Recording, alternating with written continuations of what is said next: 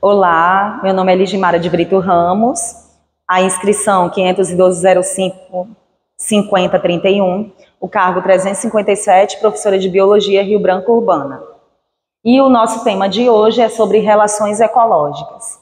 O que seria relações ecológicas? Segundo Ernest Haeckel, relação ecológica é a interação entre indivíduos de espécie diferente ou da mesma espécie.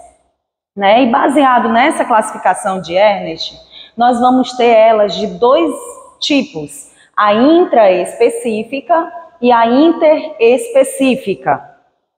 E também podem ser classificadas como harmônicas, que é quando os indivíduos vão ser beneficiados de alguma forma, que no caso vai ser representado pelo positivo, e desarmônicas, que é quando os indivíduos eles não são favorecidos, eles vão acabar tendo prejuízo na relação, que é representado pelo sinal negativo.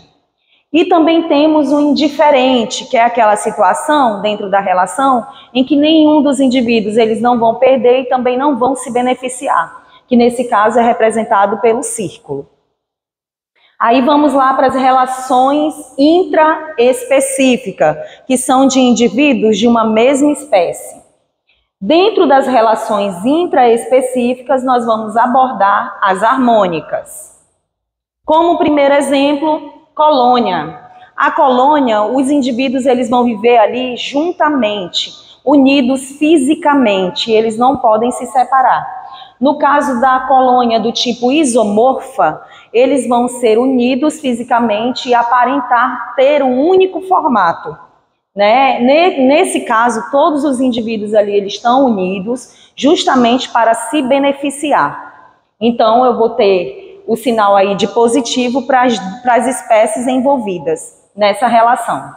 Na heteromorfa, o próprio nome já está dizendo que é diferente, Então, vai ter o formato diferente. Como exemplo de colônia heteromorfa, nós temos a caravela portuguesa, em que os indivíduos da caravela portuguesa, cada um é responsável por determinada função. Existem os indivíduos que vão ser responsáveis pela flutuação, outros pela alimentação, outros pela captura de alimento, e ela aparenta ali ter formato diferente.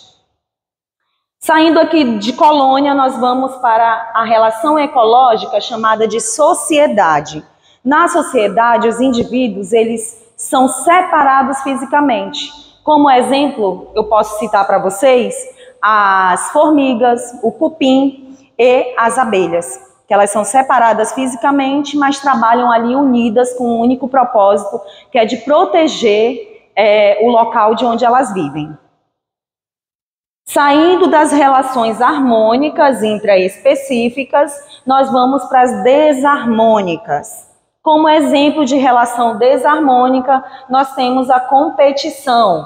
Na competição, ambos envolvidos vão ser desfavorecidos. Por quê? Porque eles vão lutar por ambiente, eles vão lutar por alimento e no final acaba que os dois são mortos dentro dessa competição. Já no canibalismo, um vai ser beneficiado, por isso que tem aqui o sinal de positivo e negativo, porque dentro do canibalismo, um vai acabar sendo morto.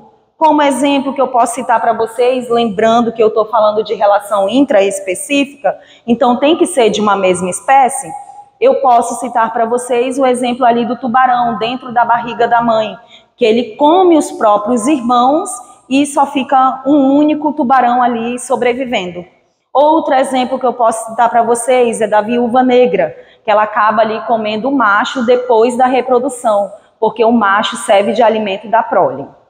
Saindo das relações intraespecíficas, nós vamos agora para as relações interespecíficas, que são aquelas que ocorrem dentro de duas espécies diferentes. Nós temos aí os tipos harmônicas, que vai ter o mutualismo. O mutualismo, dentro dessa relação ecológica, ambas espécies estão se beneficiando. Então, nesse caso, eu vou colocar aqui o sinal de positivo, positivo.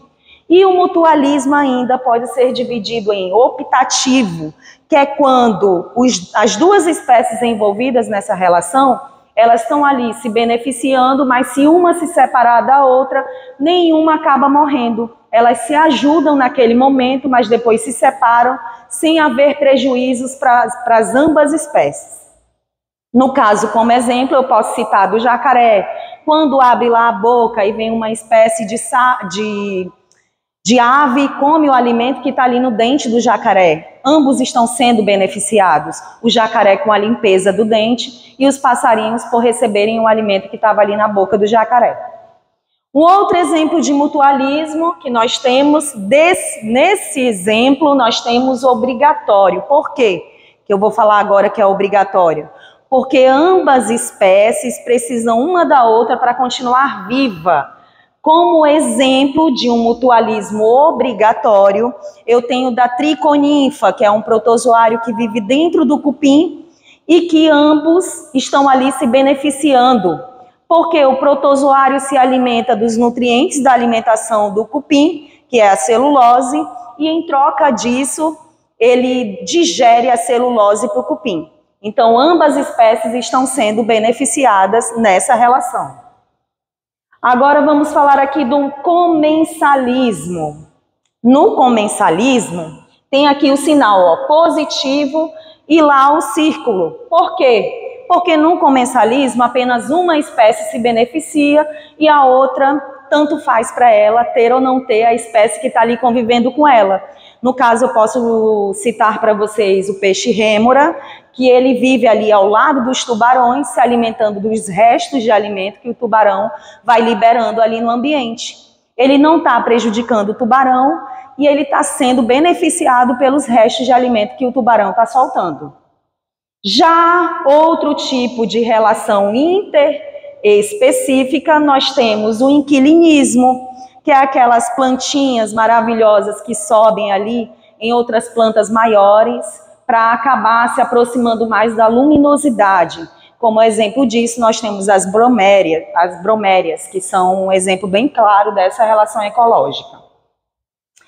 Outro tipo de relação desarmônica dentro da interespecífica é a competição. Aí, como eu havia falado anteriormente, a competição ela pode estar inserida dentro da intraespecífica e dentro da interespecífica, porque pode ser de mesma espécie ou de espécie diferente.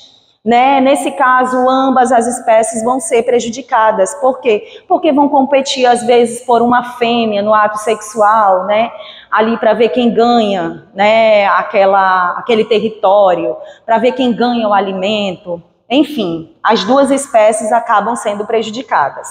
Predação. Uma vai ser prejudicada e a outra vai ser beneficiada, que é quando uma espécie se alimenta de outra, para poder sobreviver. Parasitismo. No parasitismo, a espécie vive ali por muito tempo, sugando os nutrientes da outra espécie que ela está parasitando, está comendo todos os nutrientes, mas a espécie que está sendo sugada dos nutrientes, ela não morre, porque é um benefício para quem está parasitando a espécie que a espécie continue viva. Porque se aquela espécie acabar morrendo, o parasita também morre junto. Então não é benéfico. Por isso que eu chamo de parasitismo.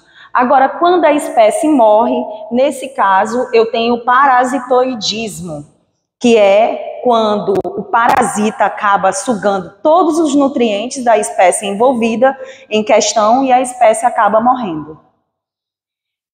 Na herbivoria, como vai ser essa relação? Na herbivoria, a planta em questão ela vai sugar os nutrientes, vai produzir os nutrientes ali através do sol, vai acumular os nutrientes na sua folha, aí vem lá a lagartinha e come toda a folhinha juntamente com o nutriente e distribui esse nutriente dentro da cadeia alimentar. Então, nesse caso, essa relação ecológica eu chamo de herbivoria. É uma relação desarmônica, porque sempre uma espécie vai acabar se beneficiando quando é alimentado da espécie que pegou o alimento na questão anterior. Amensalismo. Nesse caso do amensalismo, uma das espécies envolvidas vai acabar liberando uma enzima que vai inibir o crescimento da outra espécie que vai ser prejudicada. Nesse caso, nós temos do fungo Penicillium e das bactérias, né? Que ali foi descoberta a produção dos antibióticos, através de uma relação ecológica chamada de amensalismo. Então, a aula foi isso, espero que tenham gostado e muito obrigada.